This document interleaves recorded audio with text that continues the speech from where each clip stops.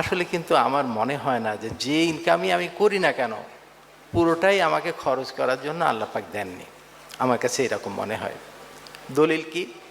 দলিল হলো এরকম, মানুষের মালিক আল্লাহ পাক। সূরা নাসে আমরা পড়ছি, আমরা আল্লাহ পাকের কাছে আশ্রয় চাচ্ছি, কুল আউযু বিরাব্বিন নাস, মানুষের রবের কাছে আশ্রয় করছি, মানুষের মালিকের কাছে আশ্রয়, মানুষের ইলাহের কাছে আশ্রয়। মানুষের মালিক আল্লাহ পাক। দুনিয়াতে দেখেন, আপনি যদি 10টা গরুর মালিক হন, সে গরু থেকে যা উৎপাদন হয় কে ভোগ করে? উৎপাদনকারী ভোগ করে না। গরু ধরো অনেক লিটার দুধ দিল, গরু কিন্তু সেই দুধের দাম যে বিক্রি করে যেটা হলো সেটা কিন্তু গরু ভোগ করে না, মালিক ভোগ করে। আপনি যদি একটা গাড়ির মালিক হন, গাড়ি থেকে যা উৎপাদন হয় গাড়ি কিন্তু ভোগ করে না, ভোগ করে মালিক ভোগ করে, রাইট?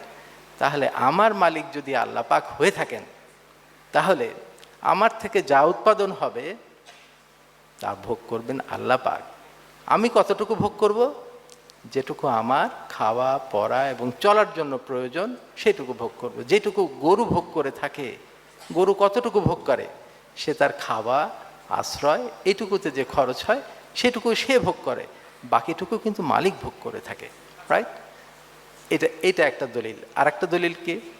আল্লাহ পাক এক জায়গায় বলছেন, তোমাদের কাছে টাকা পয়সা এবং